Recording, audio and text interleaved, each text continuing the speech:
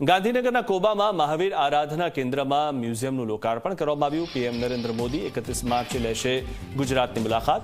જૈન સમાજના વિશેષ કાર્યક્રમમાં પ્રધાનમંત્રી મોદી આપશે હાજરી। આધુનિક મ્યુઝિયમમાં જૈન ધર્મને લગતી વારસાની વસ્તુઓનું પ્રદર્શન કરવામાં આવશે।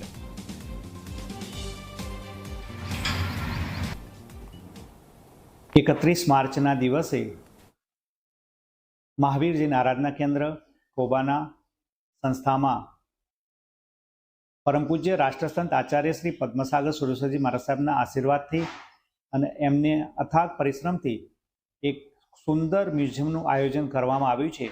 ભારતીય સંસ્કૃતિની રક્ષા કરવા માટે જૂની પૌરાણિક મૂર્તિઓ, ગ્રંથો, પેઇન્ટિંગ, પોટ આદિનું કલેક્શન ગુરુદેવશ્રીએ અહીંયા કર્યું છે।